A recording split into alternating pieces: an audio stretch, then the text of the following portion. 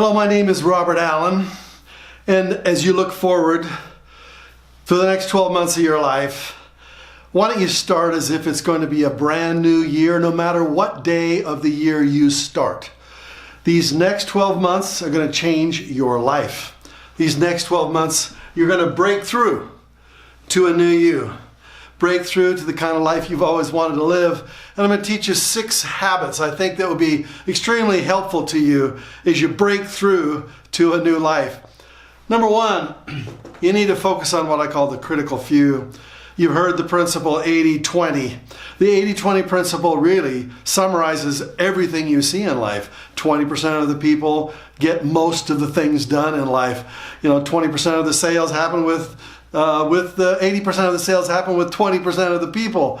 The 80-20 principle means that you focus on just the few things that give you leverage.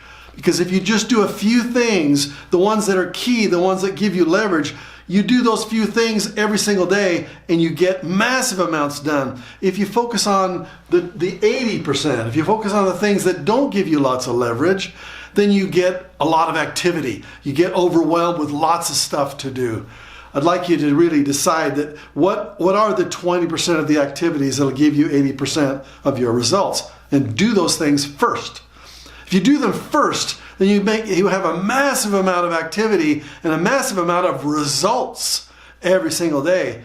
But if you get focused on the little things, and most people do, they get overwhelmed with all these little things they've got to do, and therefore their day is just overwhelmed with just too much stuff. So I challenge you to focus on the critical few. Decide what they are, do those things first, and watch what happens to your day. Number 2, you have to learn how to procrastinate. Now, I know you think you already know how to procrastinate, how to put things off. But the real question is, what do you put off? Most people, when it comes back to the 80-20 principle, most people, they do the 80 first.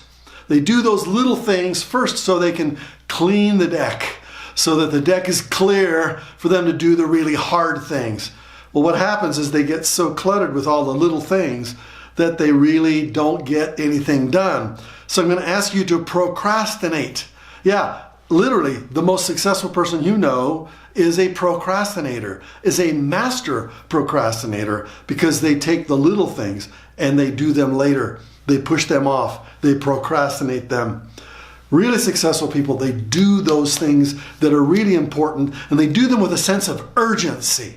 They've got to get them done. And then once those things are done, then they can do the least important things during the least important, energy times of their day.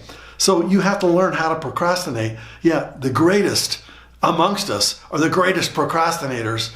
Learn how they procrastinate. Learn how to procrastinate the right way. Number 3, you need to do your FTF. And what does FTF stand for? It stands for your feared things first. As you look down your to-do list, even on the items that are the 20% that give you the highest amount of leverage, pick the one that you're most afraid of doing and do that first. Why? Because when you focus on what you're afraid to do, even if it's really important for you to do, as you do that, you find you're facing your hardest task first. Therefore, your self-esteem literally goes up. When you face and attack and overcome your feared thing first, it builds your self-esteem. If you run from what you're afraid of, it lowers your self-esteem. So this is one of the reasons why some people have low self-esteem, because whenever they see something hard to do, they're always running, they're always turning, they're always fleeing. And if you flee from what's hard to do, your self-esteem is going to go down, and therefore your personal power is going to go down. If you want your personal power to go up, pick the hard things and do them first. And then for the rest of the day, you have only easy things to do. And it just gives you the sense of empowerment. That's why I say do your FTF. Do your feared things first. 4,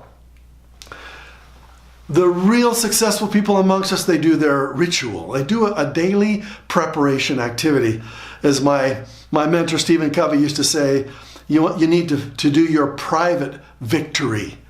And then through the rest of the day, you can do your public victory. Your private victory is what I call the ritual.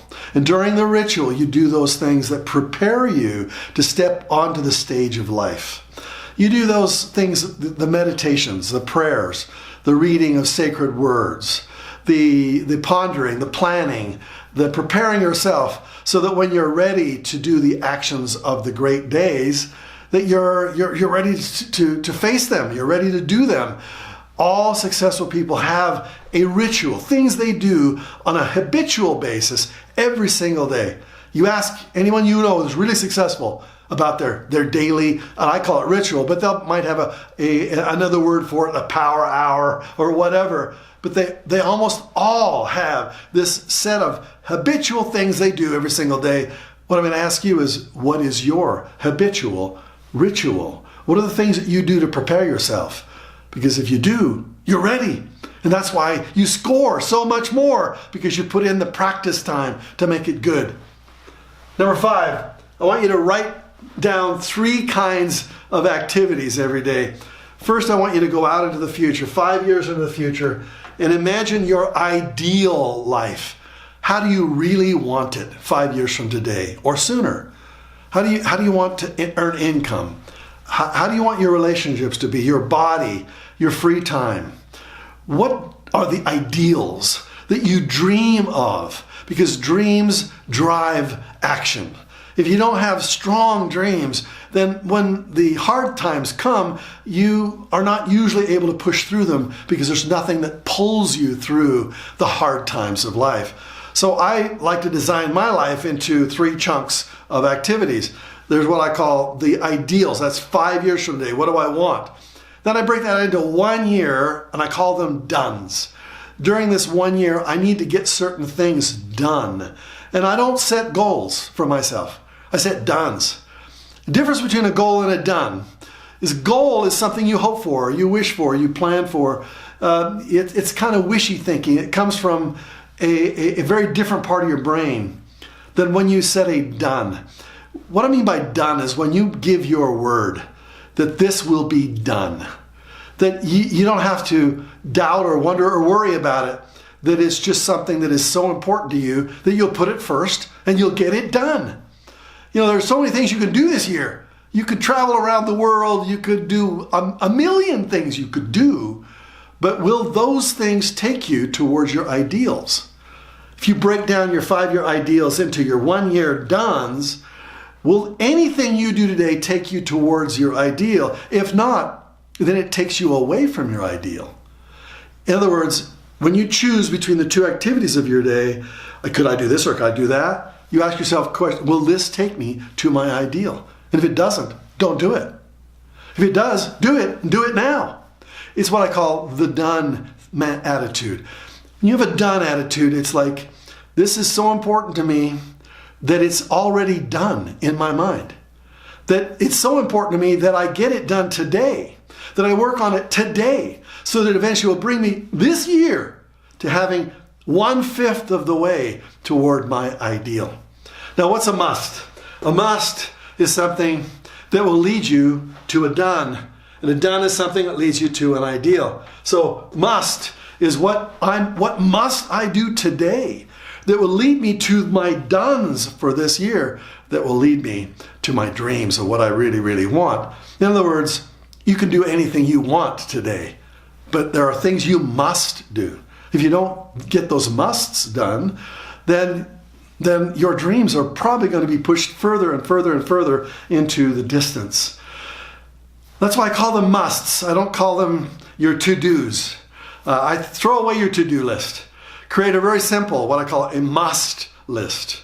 Not a to-do, what I hope to do today, what must get done today, so that my year dones are done. They're in the bank, they're finished, they're completed, so that my ideals really happen. 5 years from now, do you want to live your ideal lifestyle, or do you want to keep dreaming about it?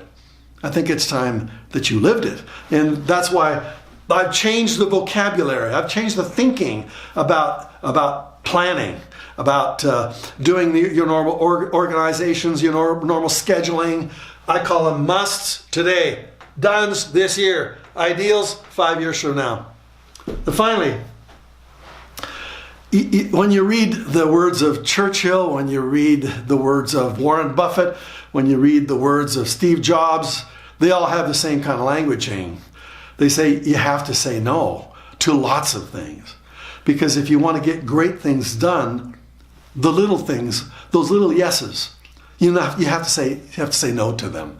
You have to say no, no, no, no, no, no. 1,000 no's today and a few big yeses. And do you have the courage to say no? Do you have the courage to push that off? To procrastinate those little things? And to say yes to the things you must get done so you can live your ideal lifestyle. If you don't have the courage to say no, then little things will overwhelm you. If you have the courage to say no to those things, then you get to step into your dream lifestyle. You get to live it. Where most people around you are overwhelmed with the busyness of life, you focus on getting great things accomplished in your life. That's my challenge to you for this year. Breakthrough to the best year of your life. Good luck, my friends. Onward. Bye-bye.